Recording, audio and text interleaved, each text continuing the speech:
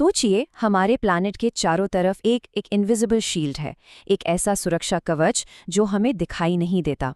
आज world ozone day के मौके पर चलिए पृथ्वी की इसी प्रोटेक्टिव लेयर यानी ओजोन लेयर के बारे में सब कुछ जानते हैं। इसके राज क्या हैं, ये इतनी ज़रूरी क्यों है? चलिए शुरू करते हैं। आगे बढ़ने से पहले जरा इस सवाल के बारे में सोचिए, वो कौन सी इनविजिबल शील्ड है जो हमारे ग्रह को लगातार बचा रही है? कोई आइडिया है कि ये क्या हो सकती है? तो सवाल ये है कि हम वर्ल्ड ओजोन डे मनाते ही क्यों हैं? आखिर इसकी शुरुआत हुई कैसे? चलिए इसके पीछे की कहानी को समझते हैं। हर साल 16 सितंबर को, ये तारीख याद रखिएगा, ये सिर्फ एक डेट नहीं है बल्कि हमारे एनवायरनमेंट की हिस्ट्री का एक बहुत बड़ा दिन है। पूरी दुनिया इसी दिन ओजोन लेयर को बचाने के लिए एक साथ आती है, अवेयरनेस फैलाती है। इस तारीख का कनेक्शन जुड़ा है साल 1987 की एक ऐतिहासिक घटना से, मॉन्ट्रियल प्रोटोकॉल। ये वो पल था, वो अग्रीमेंट था जब दुनिया के सारे देश एक साथ आए और उन्होंने ओजोन को बर्बाद करने वाले केमिकल्स जैसे क्लोरोफ्लोरोकार्बन यानी CFCs उनको बैन कर दिया। सच पूछिए तो ये ग्लोबल कोऑपरेशन की एक जबरदस्त मिसाल है। तो ये तो हो गई इतिहास की बात, पर साइंस क्या कहता है?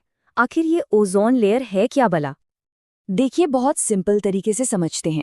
ओजोन लेयर हमारे एटमॉस्फेयर में ऊपर, बहुत ऊपर गैस की एक पतली सी परत है और इसका बस एक ही लेकिन बहुत बड़ा काम है, सूरज से आने वाली खतरनाक अल्ट्रावायलेट रेज, जिन्हें हम UV रेज भी कहते हैं, उनको फिल्टर कर देना, मतलब रोक देना। इसे समझने का सबसे अच्छा तरीका पता है क्या है? ओजोन लेयर को आप पृथ्वी का सनस्क्रीन समझ लीजिए। बिल्कुल, जैसे सनस्क्रीन हमारी स्किन को धूप से बचाती है ना, ठीक वैसे ही ये ओजोन लेयर पूरी की पूरी धरती को सूरज की सबसे खतरनाक किरणों से बचाती है। तो अब सवाल उठता है कि अगर ये शील्ड न हो तो क्या होगा?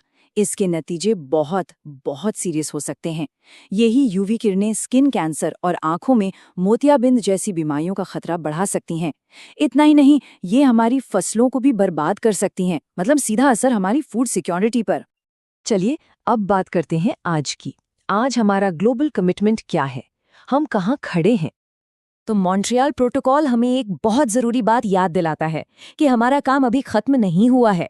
ये एक रिमाइंडर है कि अपने एनवायरनमेंट को बचाना कोई एक बार का काम नहीं है, बल्कि ये एक लगातार चलने वाला ग्लोबल मिशन है।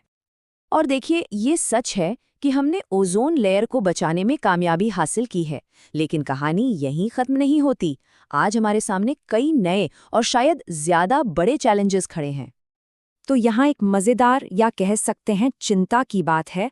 अच्छी खबर ये है कि मॉन्ट्रियल प्रोटोकॉल की वजह से ओजोन लेयर हील हो रही है, भर रही है।